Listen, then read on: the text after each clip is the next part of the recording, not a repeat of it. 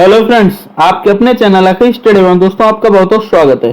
दोस्तों आज आपके लिए सीटेट सीडीपी की क्लास 6 लेके आया दोस्तों। साथ ही दोस्तों इससे पहले मैं क्लास 1, क्लास 2, क्लास 3, क्लास 4 और क्लास 5 करा चुका हूं दोस्तों। आप उसे प्लेलिस्ट में जाकर देख सकते हैं। साथ ही दोस्तों इसमें मैं आपके चाइल्ड डेवलपमेंट एंड पेडागोजी के क्वेश्चंस कराऊंगा दोस्तों, जो विगत वर्षों में आए हुए मोस्ट इम्पोर्टेंट प्रश्न है दोस्तों।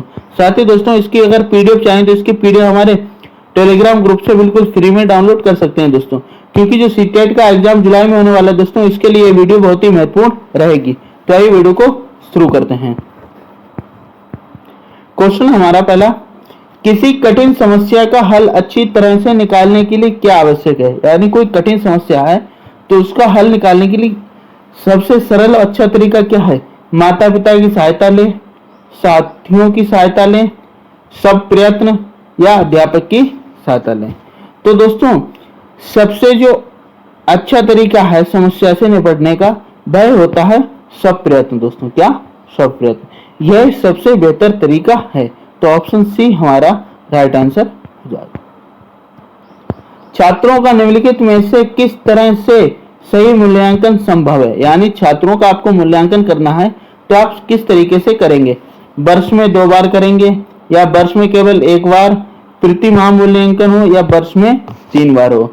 तो मूल्यांकन का जो सही तरीका है दोस्तों वह प्रति माह मूल्यांकन हो। यानी जो आपने पढ़ाया है बच्चे को, ठीक है, तो उसका हर माह यानी हर मंथ में क्या होना चाहिए, मूल्यांकन होना चाहिए कि बच्चे को उतना आया है या नहीं आया, हमारी कहाँ पे कमी रह गई है कि बच्चों को हम उतना सिखा नहीं पाए हैं।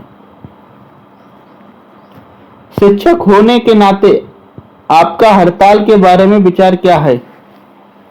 इन पर सरकार को रोक लगानी चाहिए। यानी जो शिक्षक हड़ताल करते हैं उस पर सरकार को रोक लगानी चाहिए। कभी कभी हड़ताल आवश्यक होती है। हड़ताल किसी समस्या का हल नहीं है। यह हड़ताल करना शिक्षक की गरिमा के खिलाफ है। तो दोस्तों जो हड़ताल करना होता है दोस्तों वह क्या होता है, एक शिक्षक की गरिमा के खिलाफ है दोस्तों। अन्य नियम है उनके द्वारा आप कीजिए, लेकिन हड़ताल से क्या है दोस्तों, शिक्षक की गरिमा भी खराब होती है। उसके अलावा शिक्षक जो बच्चों को पढ़ाता है, जो उनका भविष्य है, तो उनका भी विचार क्या होता है, बदलता है अपने जो उन्होंने सोचा होता है। एक प्रखर बुद्धि बालक यदि कक्षा में अनुशासनहीन हो रहा है तो आप क्या करेंगे दोस्तों। दोस्तों अगर कोई प्रखर बालक है और वह कक्षा में अनुशासन हो रहा है तो हम क्या करेंगे, आइए देखते हैं। उसकी समस्या को समझने का प्रयास करेंगे। जी हाँ, बिल्कुल सही ऑप्शन है वैसे ये। आइए आगे देखते हैं।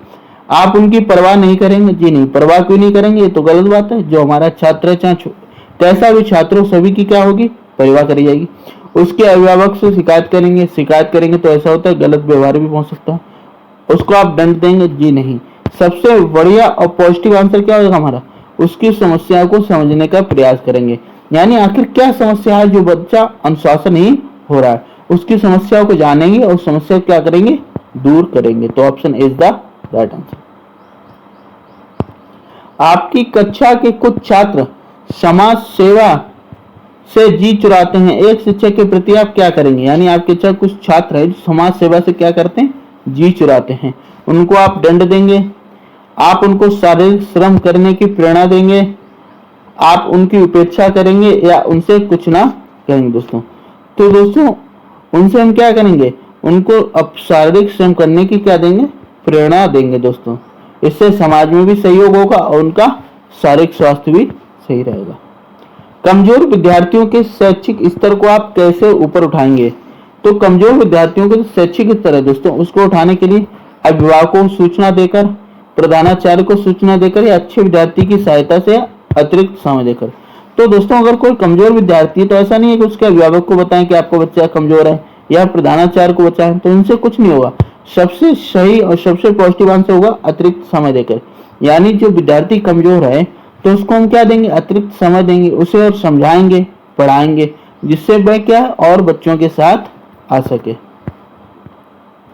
श्याम पट को शिक्षण साधन सामग्री के किस समूह के अंतर्भुक्त किया जा सकता है। तो श्याम पट को जो है दोस्तों एक दृश्य साधन में भी माना जा सकता है, क्योंकि श्याम पट में क्या हम देखते हैं, दृश्य श्रव्य साधन। अब दृश्य श्रव्य साधन कैसे दोस्तों, क्योंकि वहां पे खड़े होकर क्या बोला जाता है, तो श्रव्य साधन हो गया या श्रव्य साधन। ठीक है, तो राइट आंसर जो है दोस्तों ऑप्शन नंबर डी लग जाएगा, उपरोक्त सभी हो जाएगा दोस्तों। क्या? उपरोक्त सभी, option D is the right answer. निम्न में से कौन शिक्षण अधिगम का स्तर नहीं है? स्मृति स्तर, चिंतनशील स्तर, समझ स्तर या विभेदीकरण स्तर। तो दोस्तों शिक्षण में इसमें जो है विभेदीकरण जो स्तर जो है ये अधिगम का स्तर नहीं है। Option is the right answer. शिक्षण का शताब्दी स्तर क्या है? शिक्षण का शताब्दी स्तर क्या है? छात्र केंद्रित, शिक्षक केंद्रित, अनुभव केंद्रित या प्रधान अध्यापक केंद्रित? तो शिक्षण की शताब्दी है दोस्तों में शिक्षक केंद्रित है। क्या है? शिक्षक केंद्रित है। Option B is the right answer.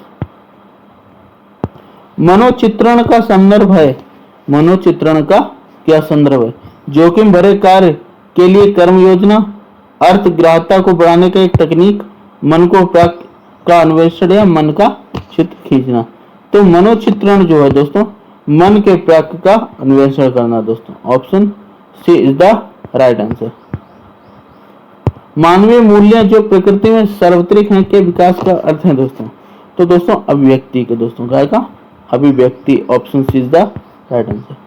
विद्यालय में विद्यार्थियों को कैसे अभिप्रेरित करना उचित होगा? तो विद्यालय में अगर विद्यार्थियों को अभिप्रेरित करना है दोस्तों तो प्रासंगिक अध्ययन द्वारा, चुने हुए अध्ययन द्वारा, शाश्वत अधिगम द्वारा या गहन अध्ययन द्वारा? तो दोस्तों गहन अध्ययन द्वारा। गहन अध्ययन के द्वारा ही दोस्तों विद्यार्थियों को कैसे अभिप्रेरित किया जा सकता है? तो option D is the right answer. आपकी कक्षा में एक छात्र देर से आता है तो आप क्या करेंगे? उसे दंड देंगे, उसको अभिभावक को सूचित करेंगे, उस पर कोई ध्यान नहीं देंगे या कारण जानने की चेष्टा करेंगे? तो दोस्तों अगर ऐसा कुछ होता है कि छात्र जो है देर से आता है कक्षा में तो उसके कारण जानने की हम क्या करेंगे? चेष्टा करेंगे दोस्तों। क्या करेंगे? कारण जानने की क्या करेंगे? चेष्टा करेंगे कि आखिर विद्यार्थी या छात्र जो है देर से क्यों आया। तो option D is the right answer. Shyam पट पर लिखते समय सबसे महत्वपूर्ण क्या है? बड़े अक्षरों में लिखना, अच्छी लिखावट, छोटे अक्षरों में लिखना, या लेखन में स्पष्टता? तो सबसे प्रमुख होता है दोस्तों अच्छी लिखावट दोस्तों। क्या? अच्छी लिखावट। यानी अगर हम श्याम पट पर अच्छी लिखावट में लिखेंगे तो विद्यार्थी को समझने में क्या होगी? सुगमता होगी। जब एक विद्यार्थी असफल होता है तो समझ जाता है कि शिक्षक असफल है, पद्धति असफल है या व्यक्तिगत असफलता या पाठ्यपुस्तकें असफलता है? तो दोस्तों जब एक विद्यार्थी असफल होता है दोस्तों तो यह व्यक्तिगत असफलता है। क्या है? व्यक्तिगत असफलता है। Option C is the right answer. सकारात्मक दंड का निम्न में से कौन सा उदाहरण है? सकारात्मक दंड का दोस्तों उदाहरण इनमें से मीन में निकालना बंद करना, मित्रों के द्वारा उपहास या मित्रों के साथ समय बर्बाद करना, ये सभी। तो दोस्तों सकारात्मक दंड है दोस्तों वह हो जाता है हमारा मित्रों के द्वारा उपहास दोस्तों। ये क्या है? सकारात्मक दंड कहलाता है। Option B is the right answer. विद्यालय से विद्यार्थियों को भाग जाने का कारण क्या है? यानी जो विद्यालय से विद्यार्थी भाग जाते हैं इसका क्या कारण है? समस्या के प्रति शिक्षक की निर्दयी अभिवृत्ति, विद्यार्थियों में अध्ययन की रुचि का अभाव, या विद्यार्थियों को दंड नहीं देना, या कक्षा में शिक्षण का रुचि में अभाव। यानी कक्षा शिक्षण में रुचि का अभाव दोस्तों। तो दोस्तों जो विद्यार्थी जो हैं स्कूल से भाग जाते हैं इसका प्रमुख कारण है दोस्तों समस्याओं के प्रति शिक्षकों का निर्दयी अभिवृत्ति। यानी शिक्षक जानना ही नहीं चाहते कि आखिर बच्चा आता है लेकिन रुकता क्यों नहीं है। निम्न कक्षाओं में शिक्षण की खेल विधि आधारित है। किस पर आधारित है दोस्तों? शिक्षण की विधियों के सिद्धांत पर, शिक्षण के सामाजिक सिद्धांत पर, विकास एवं वृद्धि के मनोवैज्ञानिक सिद्धांत पर, या शारीरिक शिक्षा कार्यक्रम के सिद्धांत पर? तो right answer option number C, विकास एवं बुद्धि के मनोवैज्ञानिक सिद्धांत पर दोस्तों क्या शिक्षण की खेल विधि आधारित है। Option C is the right answer. अधिगम के प्रथम में अभिप्रेरणा नए सीखने वालों में अधिगम के लिए रुचि सर्जन करना, सीखने वालों की स्मृति को तेज बनाता है, पुराने अधिगम में नए अधिगम को वेद करता है, एक दशीय रूप में सोचने में सीखने वालों को क्या करता है? प्रस्तुत करता है। तो इसका जो सही और राइट आंसर होगा दोस्तों ऑप्शन नंबर है, नए सीखने वाले में अधिगम के लिए रुचि का सर्जन करता है। Option is the right answer. पृथक पृथक समाज समझातीय समूह में अभिव्यक्तियों के प्रति बच्चों की अभिव्यक्ति साधारणतः आधारित होती है। उनमें समकक्षों की अभिव्यक्ति पर, दूरदर्शन के प्रभाव पर, उनके सहोदरों की वृत्ति पर या उनके अभिभावकों की चित्त वृत्ति पर। तो राइट आंसर हो जाएगा दोस्तों ऑप्शन नंबर डी, उनके अभिभावकों की चित्तवृत्ति पर। Option D is the right answer. अपने विद्यार्थियों को समझने के लिए एक शिक्षक में अच्छी जानकारी होनी चाहिए। कैसी? बच्चों को समझने की प्रवृत्ति का, विषय वस्तु के प्रति विद्यार्थियों के मत का, या मानव विज्ञान का, या ये सभी दोस्तों।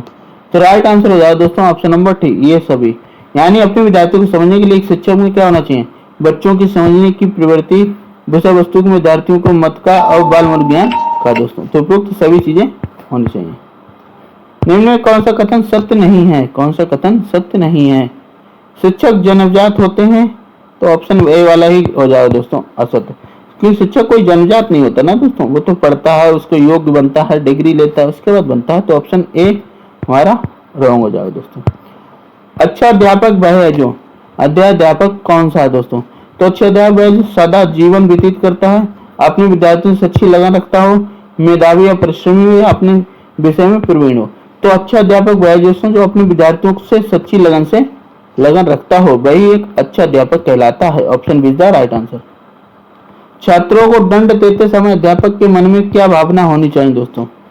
छात्रों को पीड़ा पहुंचे, छात्रों में सुधार पैदा हो, छात्रों को अपने विद्यार्थियों के समान लज्जित होना पड़े, या दंड के वजह से छात्र आइंदा गलती ना करें।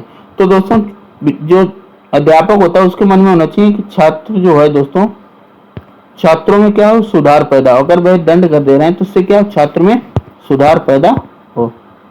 यदि कक्षा में अधिकांश छात्र प्राय ऊँघते हुए पाए जाते हैं तो क्या होगा दोस्तों? तो दोस्तों अगर ऊँघते हुए पाए जाते हैं दोस्तों, क्या ऊँघते हुए पाए जाते हैं दोस्तों, तो कक्षा के भौतिक वातावरण में कोई कमी हो सकती है, छात्रों में कोई कमी हो सकती है, या शिक्षा में कोई कमी हो सकती है, या ये सभी कारण हो सकते हैं दोस्तों। तो ये सभी कारण हो सकते हैं दोस्तों छात्र के होने का। ठीक है। शिक्षा का अधिकार अधिनियम 2009 में एक अध्यापक के लिए न्यूनतम 4 घंटे प्रति सप्ताह निर्धारित किए गए हैं। तो प्रति सप्ताह दोस्तों 45 घंटे दोस्तों, कितना? एक सप्ताह में जो है 45 घंटे कार्य करना चाहिए अध्यापक को। अच्छा शिक्षण प्रकार क्या है दोस्तों? शिक्षण व्यवसाय के प्रति ईमानदारी या निष्ठा का। जी हाँ बिल्कुल, शिक्षण व्यवसाय के प्रति ईमानदारी निष्ठा का अच्छा शिक्षण प्रकार कहलाता है। स्कूल के बाद अपने खाली समय अध्यापक को क्या करना चाहिए? तो स्कूल के बाद खाली समय में दोस्तों के साथ मौज मस्ती करनी चाहिए, घर के कामों में पत्नी का हाथ बटाना चाहिए, स्व अध्ययन के द्वारा अपनी आय तथा ज्ञान को बढ़ाना चाहिए, घर के काम में पत्नी का हाथ बटाना चाहिए। तो एक शिक्षक को दोस्तों स्व अध्ययन के द्वारा अपनी आय तथा ज्ञान को बढ़ाना चाहिए। Option C is the right answer. अधिगम को प्रभावित करने वाला व्यक्तिगत कारक क्या है? तो अधिगम को प्रभावित करने वाला व्यक्तिगत कारक जो है दोस्तों वह समवयस्क समूह, अध्यापक, परिपक्वता एवं आयु और संचार के साधन। तो परिपक्वता एवं आयु जो है दोस्तों अधिगम को प्रभावित करने वाले व्यक्तिगत कारक हैं। Option C is the right answer. शिक्षण की समस्याओं को हल करने का दायित्व किसका है? शिक्षाविदों का, प्रधानाचार्य का, शिक्षक का और सरकार का। तो शिक्षण की समस्याओं को हल करने का जो दायित्व है दोस्तों वह शिक्षक का होता है। किसका? शिक्षकों का होता है, टीचर्स का। तो option C is the right answer.